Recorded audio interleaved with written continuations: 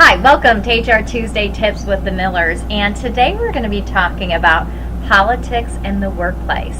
So I know many people, we have something called the First Amendment that gives people, allowing them to have free speech, but in the workplace, sometimes things can get a little bit heated. So we have to figure out where we can draw the line.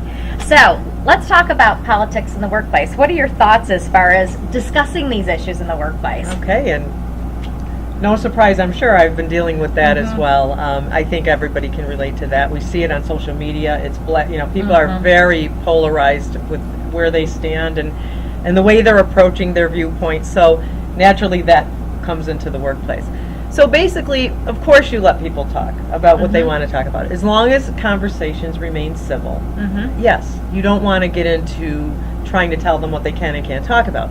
When it becomes an issue, however, is when it starts to create a level of tension that is creating conflict, that's affecting work team performance, that often can even be determined as discriminatory, because if you think of the topics that are hot, religion is one of them.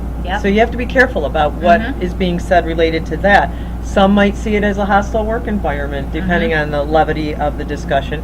And of course, the worst case scenario would be if it gets that tense and these conflicts and the tension gets ignored, you don't want to worry about workplace violence. So all of these things may seem far-reaching, but they're really not. I think any of us can say, if you've seen how the political discussions are going, they're not real civil. They're not friendly. Frankly, I don't even think they're intelligent. But you allow people to discuss things, but keep track of how it's affecting your employees, your work environment overall. Okay. And if people are getting heated with it, now one, they should be doing their work, not talking about politics. So if they're talking about it during their break time, on their lunch time, casual conversation, but we still need to make sure that they're focusing in on their work, right? So if you do get a situation where, some people have reported being uneasy, they're feeling bullied against based on their religious viewpoints or their stance on the Second Amendment, how does an organization address that? What is the responsibility? And you know what, that will vary depending on what the complaint specifically is. So if it's related to something they determine as harassing in some way, we have policies and procedures for that. We really delve into that.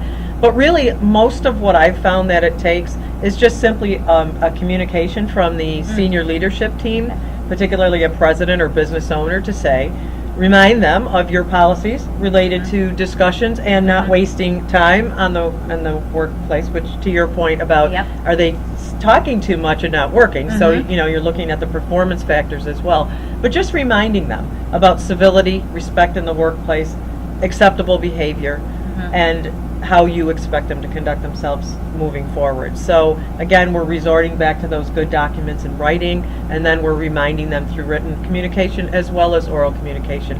Having supervisors keep a close ear to it as well, to make sure they stop things as they hear them getting out of control as well. So like anything else that we're doing in our business, one, you have to have the appropriate policies in place and the procedures, specifying expected behaviors in the workplace and making sure you're coaching and training employees. And if something gets out of hand where it's causing disruption, we need to address it effectively and efficiently. Exactly. Excellent. Very good.